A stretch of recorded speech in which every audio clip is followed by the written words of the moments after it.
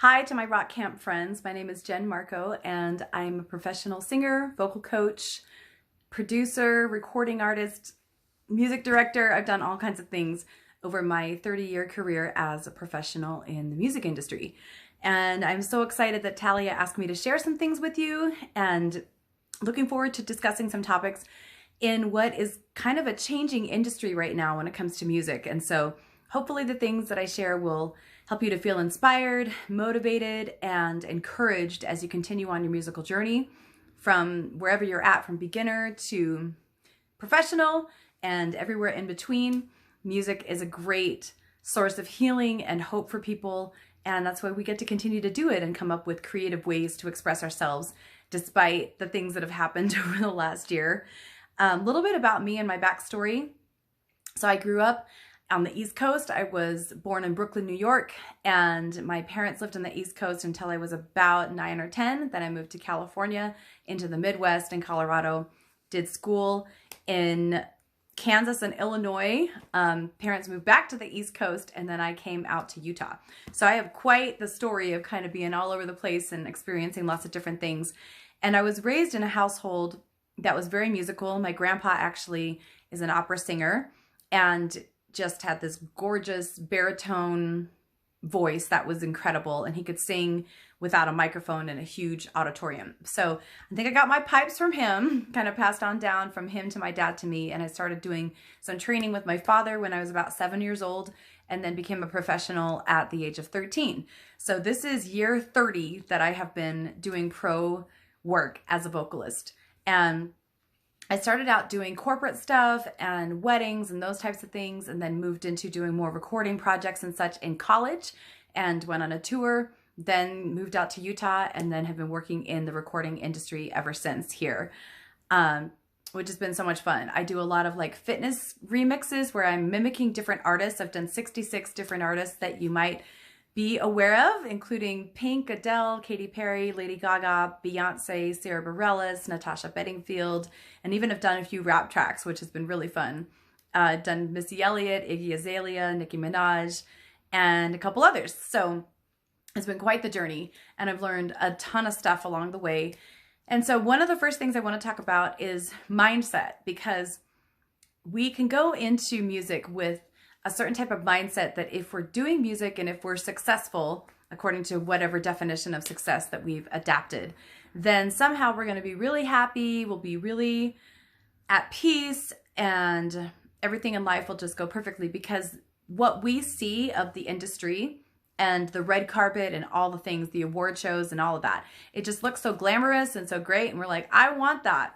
Or it may not feel that way, but it might be a motivating factor for some of us to want to do some things in the music business because of the things we see and the way that it's so glamorized and how it looks so amazing. So when things start to change as far as the availability of being able to perform and record and collaborate and tour and all the things that we've kind of worked really hard for, if that's what your plan is and you want to work towards that, when things change and we're not able to do that in the same way any longer, then we have to get creative. And we also have to realize that a lot of it starts in our mind.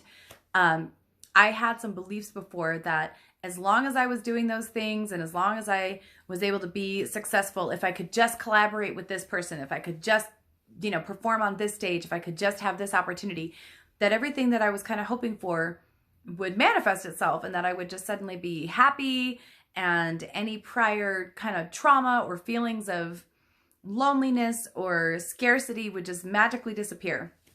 And I have found that through the course of having some of my big bucket list things take place, whether it was singing in an arena, singing for an NBA game, doing a stadium gig, collaborating with someone who I'd always wanted to work with, that even though those things were great and they were somewhat of a buffer against pain that I was feeling, they weren't the thing that actually helped me to continue to move on in my life. And the more and more that I worked on healing myself without it being attached to accomplishment, achievement, any kind of collaboration with somebody else, the more that I attracted things into my life that really were positive and uplifting and were the kinds of opportunities that I was really excited to have. And I find that the more that I seek out that love and care for myself and contribution, being in the spirit of that instead of being in the spirit of competition, which is really, really easy to do in this world where we see everybody's highlight reels on their social media and we think, I should be doing that, or why am I not working with that person, or how come I got left out of this project? And the more that we just seek to be in a place of wanting to give, the more that we attract great opportunities, because we're already at peace with ourselves internally. And I had to learn that lesson the hard way, because I used to feel really competitive and feel like I've got to be able to be on this project and do this thing. And I realized after time went by that the more that I was in that spirit of contribution, the more people actually wanted to work with me, and the more I was getting the chances to do things that I wanted to do.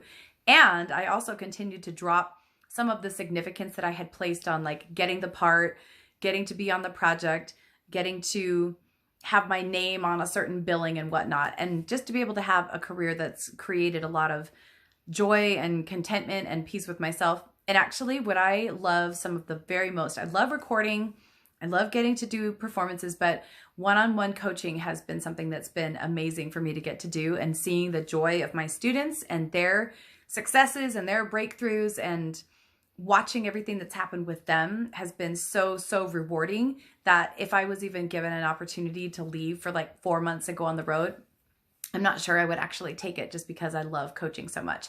So get clear with your why.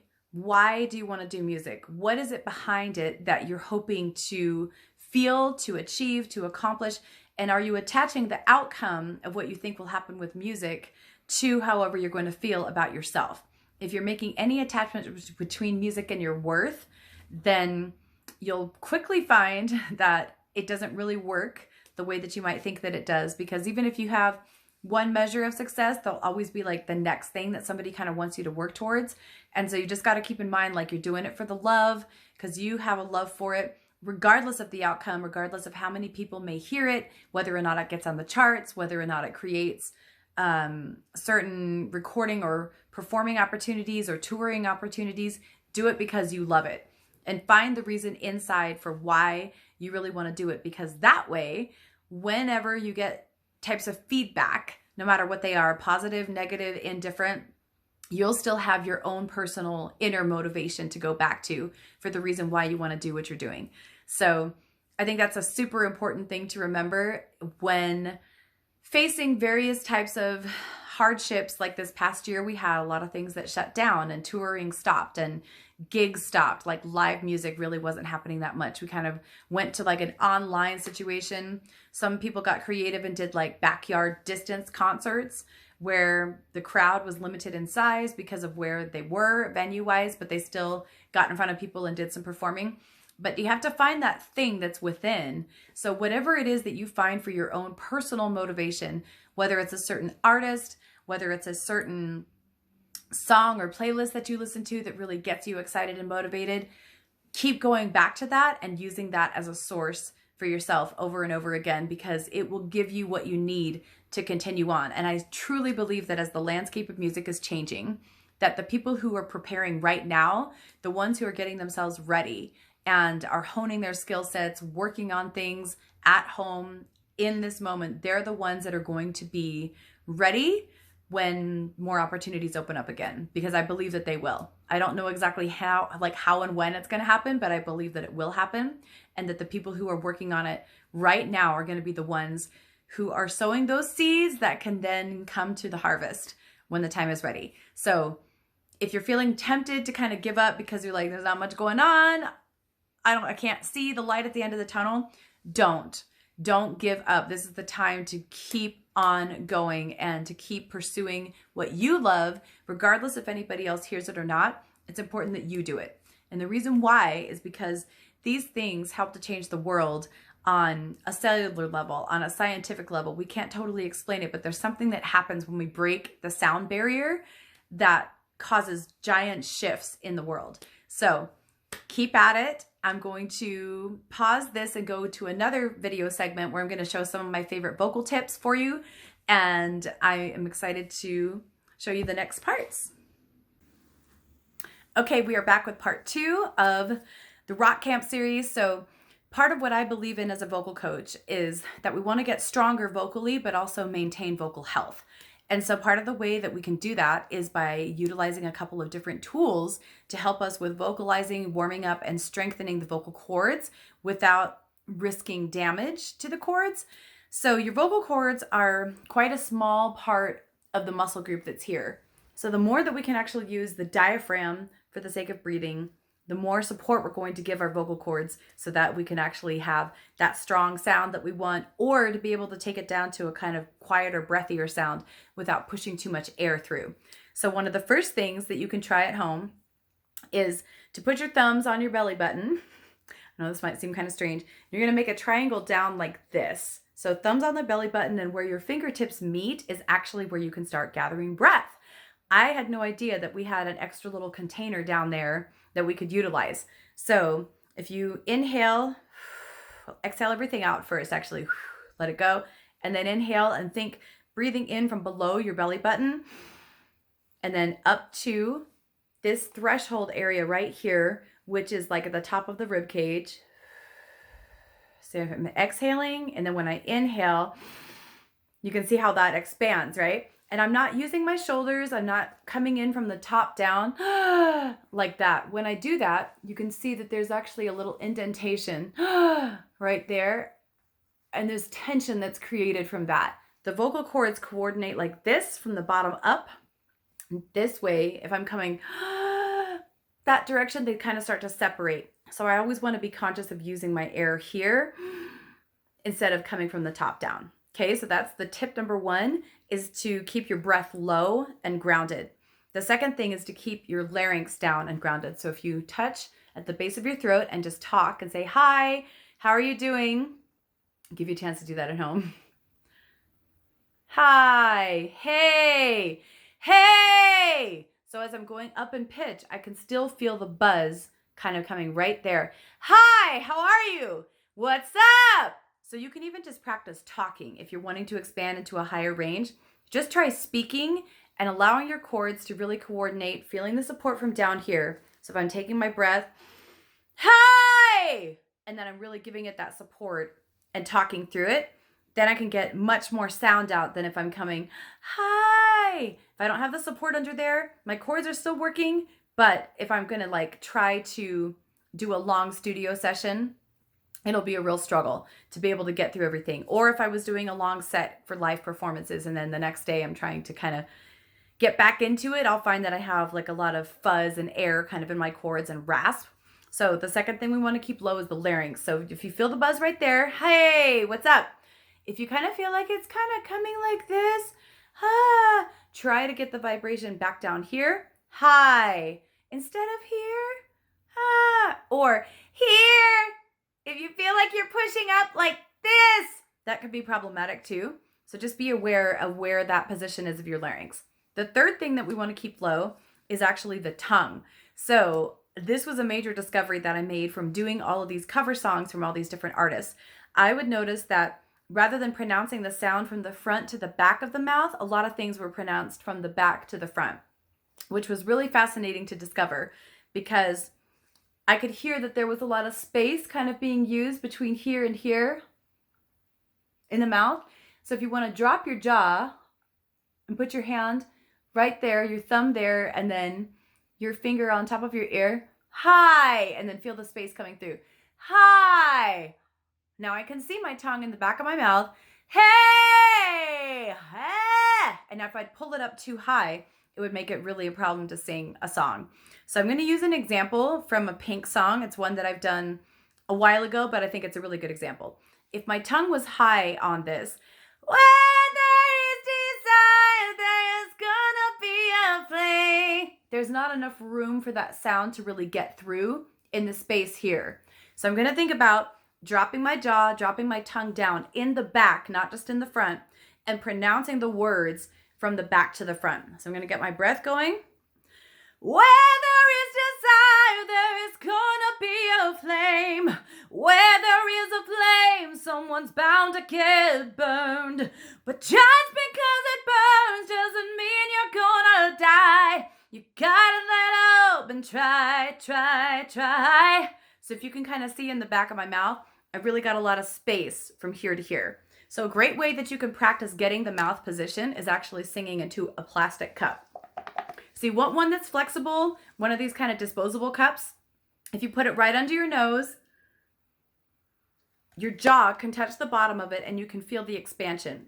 So if I was singing it into here, where there is desire, desire, I could really feel like all of that power coming through without a lot of stress on it, which I love. This is a new technique that I've just discovered a little bit ago. So I actually have students vocalize into it and do things like ma, where even just 3 notes, just that expansion that you can feel. Ma, ma,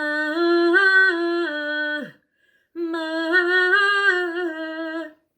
So I'm really using my diaphragm to come into it, keeping my larynx down here, and then opening my mouth, but keeping my tongue down in the back and lifting kind of in the front. So the positioning here, ma, and then I'll show you without the cup. Ma, and then I'm dropping my larynx at the bottom. Ah, can you hear that little release that's happening? I used to think when I heard that in songs that it was just like a cool style trick. And then I realized that it was muscular and it changed the game for me big time. Because then I could start doing all types of stuff I couldn't do before because I could actually release the muscle. So when, for example, in the Pink song, I'm not going, there is gonna be a flame. Where there is a flame, someone's bound to get burned. And just kind of flat lining the notes. I'm going, there's gonna be a flame. And I'm kind of letting that go so that when I come into the next phrase, where there is a flame, someone's bound to get burned. And because I let it go there, my larynx is in a neutral position. So when I go, but just because it burns doesn't mean you're gonna die. And I let it go. You gotta get up and try. So you can try that at home where you're actually trying every phrase, where you're kind of like keeping your larynx low and relaxed and then kind of falling out of it when you get to the end of it. And try that as a muscular strategy. Sometimes we go all the way through songs and we don't actually give ourselves the practice of starting and stopping little phrases individually because we're just trying to sing through the whole thing. So if it's coming down to kind of a big song and I wanted to sort of single something out so that I can make sure I'm really strong on it, let's take an old school Whitney Houston song, for example, because people are always afraid of Whitney. They're like, I can't sing it. If I think of the song like I Have Nothing, the don't make me close one more time. So I've got my mouth positioning there, starting with that larynx low, bringing the breath up. Don't make me close one more door. I don't want to hurt anymore. That's what's going to help to keep that nice and open, relaxed. For a more modern example, we can use the song Driver's License by Olivia Rodriguez because a lot of my students really love her and they love that song. And it has a nice high E flat.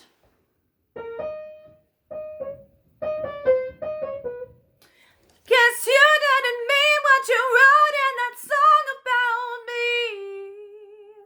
You said forever, now I drive alone past your street. So if I want to really get that powerful into the register, I could kind of work on building it up. Guess you, and then open even more and get a little scrunch in there. Guess you didn't mean what you wrote. That really helps open up the space, the whole cavity. So again, the 3 low things that we want to think about: low breath, low larynx, and a low tongue. And as long as you combine those all together, you're going to find you have a lot more relaxation in your tone, and it's so much easier to get through the songs that you're doing with little stress, and you can keep working on and building and strengthening the muscles without causing yourself to have like nodules or polyps in the process. So thanks so much for watching. My name is Jen Marco. Again, if you want to stay in touch, you can find me on Facebook at Jennifer Nicole Marco, which is Marco. And my website is coachjenmarco.com. And it has a link to my Spotify playlist and Instagram, Facebook. It's all on there, as well as my email address. So thanks again. Let me know if you have any questions, and I would love to help with any feedback that I can give. Thank you, Talia, for asking me to do this.